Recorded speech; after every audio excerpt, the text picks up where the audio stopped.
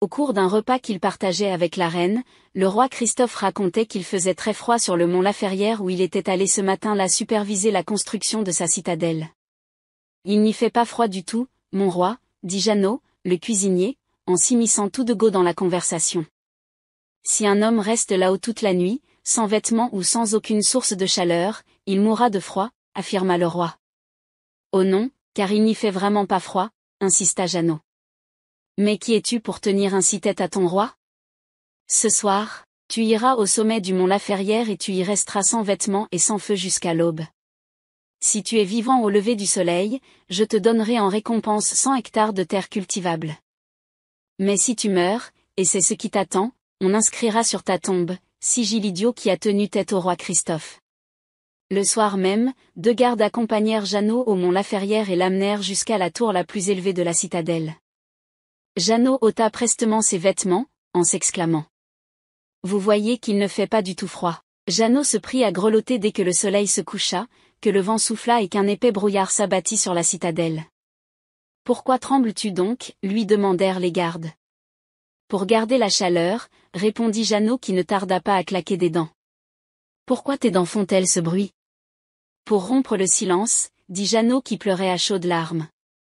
Pourquoi pleures-tu donc? Je pleure la mort de ma mère, chuchota Jeannot en se tapant les côtes. Pourquoi fais-tu ainsi? Tout comme mon coq quand il se sent bien, susurra Jeannot avant de perdre connaissance. Les gardes hissèrent son corps sur une jument et le ramenèrent au palais.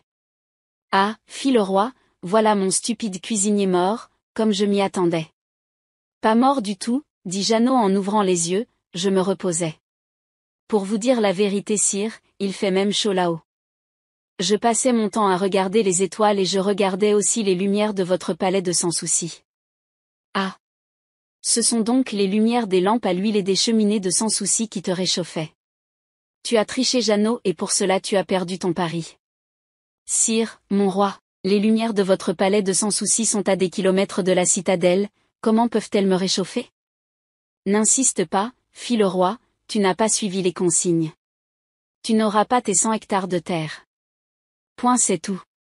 Ce soir-là, le roi et la reine se mirent à table dans la grande salle à manger du palais de Sans Souci. Ils attendirent longuement d'être servis. Une fois, 2 fois et encore une autre fois, Jeannot fit savoir au roi et à la reine que le dîner n'est pas prêt.